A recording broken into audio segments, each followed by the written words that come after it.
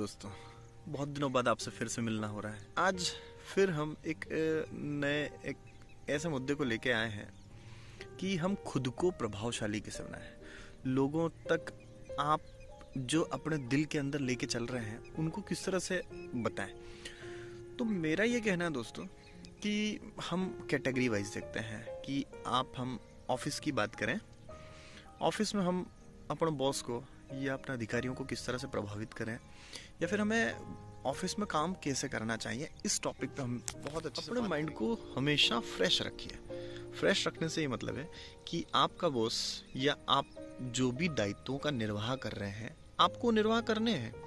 आप एंजॉय के साथ भी करें तो भी करना है, आप उसको ज़बरदस्ती समझें तो भी आपको करना है। तो थोड़ा सा ये चाह रहा हूँ कि क्यों ना आप सारे प्रॉब्लम्स को हैंडल करें स्माइल के साथ। देखिए, जो भी बुरा समय है वो एक दिन बीत जाना है। आपके पास एक समस्या है, वो कुछ महीनों बाद आपकी समस्या स्वतः समाप्त हो जाएंगी। आप चाहेंगे तो भी, आप ना चाहेंगे तो भी। तो क्यों ना जो ये पीरियड है इसको इतना एंजॉय के साथ निकाला जाए कि काम भी हो जाए और नाम भी हो जाए। नाम इसलिए हो जाए क्योंकि आप अगर मुस्कुराहट के साथ काम करेंगे तो आपको बहुत अच्छा फील होगा।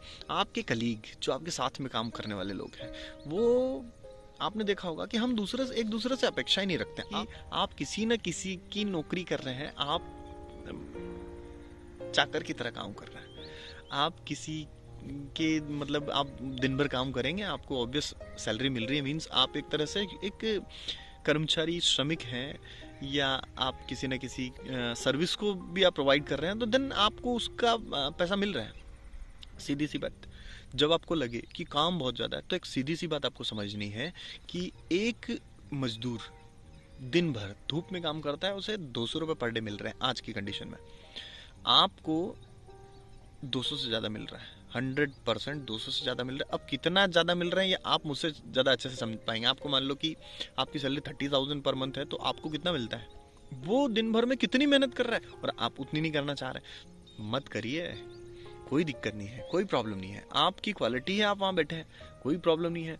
आप 2-3 घंटे जम के काम करिए, उसके बाद फुल एंजॉय करिए, तो लोगों को लगेगा कि बहुत मज़ा आ रहा है। अगला है रिश्तेदारों को कैसे खुश रखें। तो रिश्तेदारों को खुश रखने का एक ही तरीका है, जब भी आप मिले उनसे ऐसा मिलिए कि मतलब हम 1 साल बाद, 2 साल बाद या 5 साल बाद मिल रहे हैं और वो आपके बहुत ही करीबी हैं। अब आप सोचिए कि आपके कोई भी रिश्तेदार या मिलने वाले, मीन्स मैं आपसे कह रहा हूँ कि परिवार में सारे लोग खुश रहते हैं, लेकिन कुछ चुनिंदा लोग, जब भी ऐसी कंडीशंस में वो कभी हमारा मिलना होता है, ऑब्वियस सबके साथ ऐसा होता होगा कि कभी कभी मतलब लोग कोई हमसे मिलने आ रहे हैं और हम एक अति महत्वपूर्ण कार्य में व्यस्त थे, या हम किसी मोमेंट का एंजॉय कर रहे थे, अचानक से कोई आ गया। देखिए, वो आ गया है, उसको आप कुछ नहीं कर सकते, राइट ना। तो उस समय आप एक बेहतरीन एक्टर बनिए। मिलना है आपको, मिलने आए हैं, उनने अपना समय खराब आपके साथ स्पेंड करने के लिए एक मौका तराशा है, आप उस मौके को व्यर्थ नहीं जाने दे सकते हैं। वो आपके मिलने वाले हैं, आपके करीबी हैं, आपके बारे में सोचते हैं, इतना पर्याप्त है। तो उनसे इस तरह से मिलिए कि वो हमें 4-5 साल बाद मिल रहे हैं और ये आपकी आखिरी मुलाकात है। ये सही कह रहा हूँ दोस्तों, आप उनके साथ इस तरह से मिलिए कि आपकी आखिरी मुलाकात है।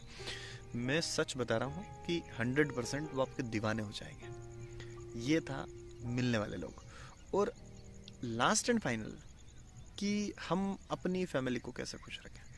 तो दोस्तों, आप एक बात सोचिए, सुबह उठे आप 7 बजे उठे हैं, 6 बजे उठे हैं, 7 बजे उठेंगे, ऑफिस जाने का टाइम होता है 10 बजे का। मैं खैर, घर वालों के साथ हमें कभी बनावटी नहीं रहना चाहिए, घर वालों के साथ हमें 100% प्योर श्योर रहना चाहिए। बट आप सोचिए कि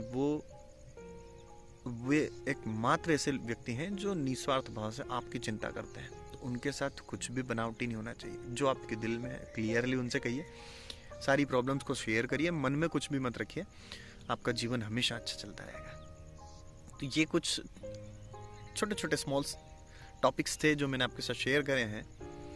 एक बहुत अति महत्वपूर्ण चीज़ इस दौरान मुझे देखने को आई है, जो मैं आपके साथ शेयर करना चाहता था। मेरे दिल की बात है, मैं आपको बताना चाह रहा हूँ। हर कोई व्यक्ति इस परिस्थिति से गुजरा होगा देखिए दोस्तों, कोई भी व्यक्ति बीमार होता है, हमारी एक परंपरा बनी हुई थी कि हम उस व्यक्ति के घर जाते हैं और उससे पूछते हैं कि भैया आपका स्वास्थ्य कैसा है। मतलब कुल मिला के मालवी में कहें तो हम उसकी साता पूछने जाते हैं कि आप स्वस्थ हैं, कैसे हैं, क्या हुआ। तो दो चीजें आपको गांठ बांध लेनी है।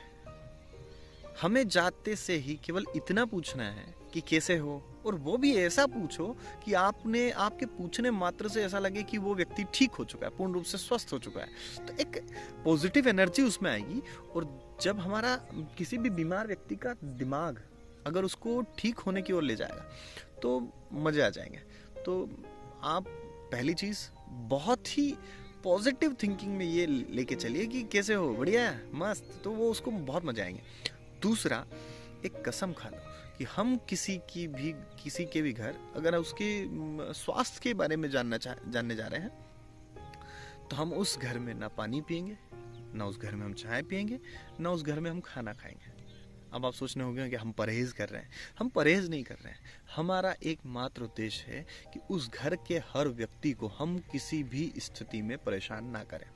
होता यह है कि बीमार व्यक्ति पहले से बीमार है, उसके यहाँ पे मतलब सुबह से लेके रात तक कोई ना कोई मिलने आया जाया लगता रहता है। तो उन परिस्थितियों में घर के लोग इतने परेशान हो जाते हैं कि उस बीमार व्यक्ति की तरफ ध्यान न देते हुए आने वाले लोगों पे उनका ध्यान केंद्रित हो जाता है। और ऐसी परिस्थिति में क्या होता है, कभी कभी बीमार आदमी को खाना खाना है, टैबलेट लेनी है, तो वो हर किसी के सामने नहीं ले सकता। आपके सामने से उठ के वो कहीं जाने में मतलब उसको भी संकोच होता है। तो मेरा हाथ जोड़ के एक निवेदन है कि जब भी जाए आप बहुत एनर्जी के साथ उससे मिलिए, पॉजिटिव। हाँ, और उससे कभी मत पूछे कि बीमार कैसे हुए या एक्सीडेंट कैसे हुआ, क्योंकि वो सुना के परेशान हो गया भाई। तुम बार बार जाके उनसे एक ही क्वेश्चन रिपीट पे रिपीट तो वो ठीक नहीं हो पाएगा। उसको रेस्ट दो। हो सकता है एक दो चुटकुले सुनाओ, पुरानी यादों को उसको जिंदा करो, तो वो वैसे ही ठीक हो जाएगा। ये करिए। अगला ये है कि ज़्यादा दिन नहीं रुकना है। मतलब आप रुकिए 15 मिनट 20 मिनट, इससे ज़्यादा आपको वहाँ पर नहीं रुकना है और आपको चले जाना है। कोशिश करें कि शाम को 6 बजे के पहले मिलना हो जाए। उसके बाद किसी के भी घर मिलने के लिए नहीं जाना चाहिए, ऐसा मेरा सोचना है। मैं सब पे ये चीज़ें थोप नहीं रहा हूँ, बिकॉज क्या होता है कि दिन भर आदमी बातें करके आप लोगों से मिल के थक जाता है। आपसे पहले भी कोई आया होगा, उससे भी बातें करी होगी, हमें तो नहीं पता होती, क्योंकि हम सिंगल पर्सन हम सोचते हैं कि हम मिलने जा रहे हैं। लोग रात को 8 बजे 9 बजे 10 बजे किसी से मिलने जाना है, ये सही समय नहीं है भाई। उनके घर वालों को भी सोना होता है, उसको भी सोना होता है। तो प्लीज़ आप इतना करके देखिए। ईश्वर हर व्यक्ति को स्वस्थ रखे, खुशहाल रखे, यही हम चाहते हैं। बरसात के दिन स्टार्ट हो चुके हैं, मच्छरों का प्रकोप बढ़ने लगेगा, धीरे धीरे और भी मच्छर बढ़ेंगे। गर्मी फिर बरसात, गर्मी फिर बरसात, ये टेम्परेचर भी आपको कहीं ना कहीं परेशान कर सकता है। तो इसमें आपको ध्यान रखें कि मच्छरों से खुद को बचाएं, बच्चों को बचाएं। पानी अभी कुछ दिनों बाद नया और पुराना पानी मिक्स होने वाला है, तो ऐसे समय में आप अपने पेट का भी ख्याल रखें। स्वस्थ रहें। कुछ दिनों बाद अब बच्चों को ये सिखाएं कि उनको संजा बनानी है, संजा के गीत गाने हैं। बरसात के दिनों में घर में बच्चों को गिरते हुए पानी में इकट्ठा करिए। हो सके तो एक मोमबत्ती जलाइए। लाइट चली जाएगी ऑब्वियस, रात में जब भी आप एक कोशिश करिए, रात में जब भी लाइट जाए मोमबत्ती लगाइए और फिर बच्चों के साथ बैठ के उनको कहानी सुनाइए। जैसी आपको कहानी आती है वैसी सुनाइए, थोड़ा एंजॉय करिए, मज़े आएंगे। लंबा वीडियो हो गया है, फिर आपसे मिलते हैं एक नए बहस के साथ, एक नए मुद्दे के साथ। तब तक के लिए राधे राधे।